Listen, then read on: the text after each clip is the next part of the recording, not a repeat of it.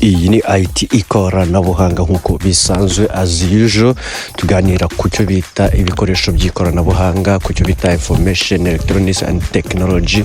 Aha niho ubumenyi bwacu bushingiye.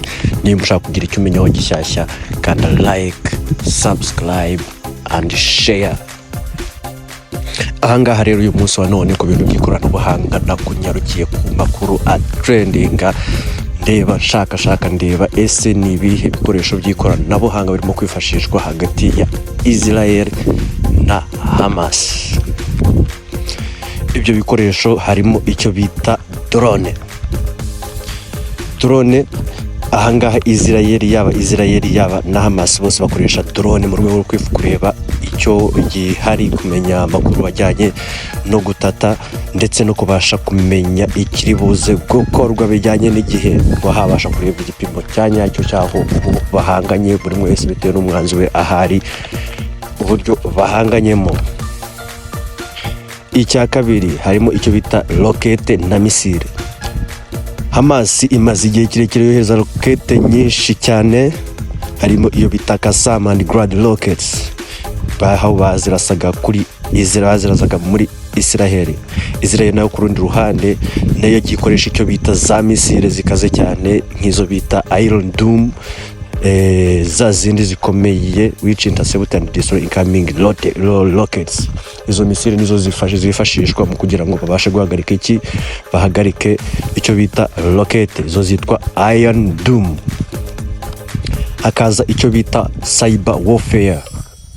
Impande zose zombi zakoresheje icyo bita cyber warfare mu kugerageza kureba no kugerageza kubasha guca intege ibikoresho by'itumanaho, uburyo bw'ibikorwa remezo, kubasha gukata insinga z'imiriro ndetse na buri kimwe cyose, kubasha kwiba amakuru, kubasha kubangamira ndetse no kubasha kujya mu ntuza mu makuru y'ibanga y'abandi. Icyo gihe hifashishijwe icyo bita cyber warfare.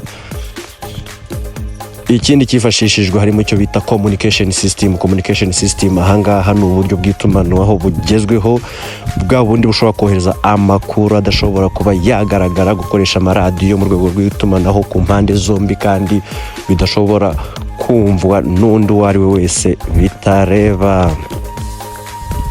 Hari icyo bita surveillance and reconnaissance.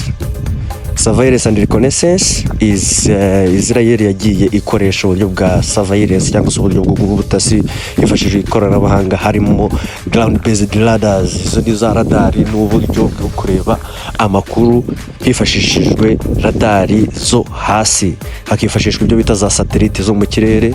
Hakaza ikindi cyo bita ibindi bikoresho bishobora kugenda bikorana ku buryo kibishobora kuzana amakuru y'ubutasi y'ibanga kubitewe n'icyo byagiye muri zo byo byafashe.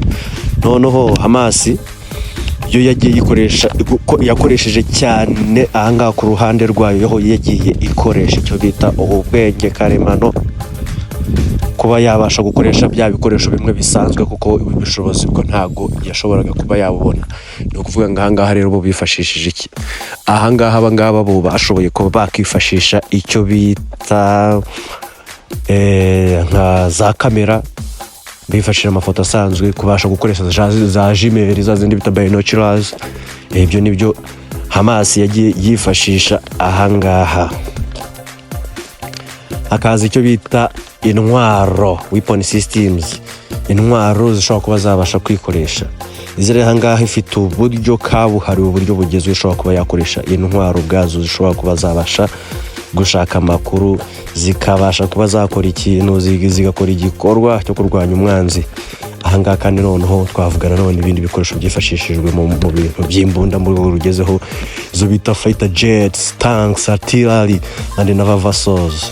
Naho Hamas ku bwayo yonyine ku rundi ruhande, nk'iyo mu rwego rw'intambara ndetse n'ibikoresho bagukoresha bimwe bikomakomeye cyane, ni ibiturika bya kirimbuzi byo bagenda batega hasi mu butaka. Ibi bikoresho bindi byo ntibashobora kuba babigura. Ahangaha nakwibutsaga yuko ibintu bijyanye n'intambara ni ibintu bibaho bikarangira, ndetse ibikoresho nk'ibi hashobora kuzaba haraje ibindi ejo. Ibingibi haba habaye ubushakashatsi kugezaho uyu munsi wa none ugarukiye. Thank you.